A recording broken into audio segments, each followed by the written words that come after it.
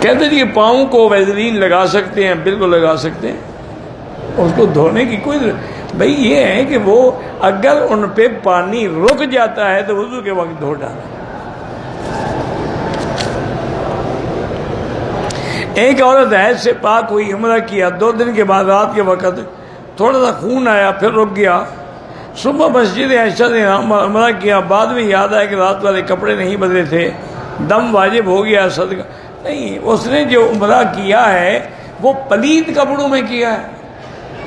اب یہ تو مجھے نہیں پتا نا کہ وہ جو خون آیا تھا اس کی شلوار کو لگا، اسی شلوار سے عمرہ کیا۔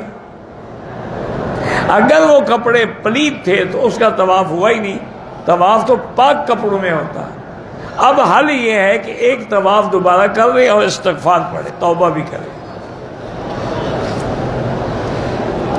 کہتے ہیں کہ عورتیں حرم کے اندر جو ہیں وہ بڑی بن ٹھن کے آتی ہیں، اور کیا کریں، ان کو پتہ ہے دیکھنے والے موجود ہیں، تم آنکھیں نیچی کر دو تو خود ہی بن سنور کے نہیں آئیں گی۔ جب دیکھنے والے موجود ہوں تو اس نے تو میک اپ سنگار کرنا ہے۔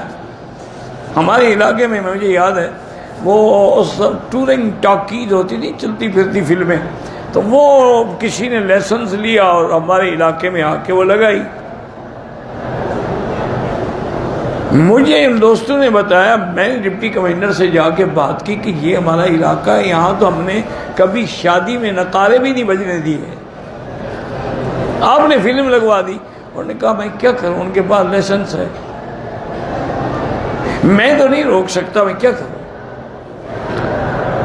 میں نے کہا اچھا جی ٹھیک۔ رات کو میں نے سارے مسجدوں والے تھے، امام اکٹھے کیے اور سب دوستوں کے، میں نے کہا بھی اعلان کرو کہ کوئی آدمی یہ فلم دیکھنے نہیں جائے گا، اور 2-4 اچھے خاصے بلوچ مشٹنڈے جو ہیں نا وہ ڈنڈے لے کے کھڑے رہے، جو جائے ٹانگیں توڑ دیں، میں ذمہ دار ہوں، کیس میں بھگتوں گا۔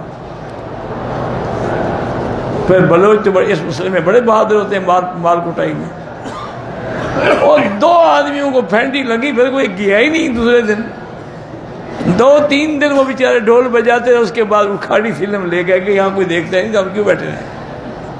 جب دیکھنے والا نہ ہو تو میک اپ خود بخود رک جائے گا۔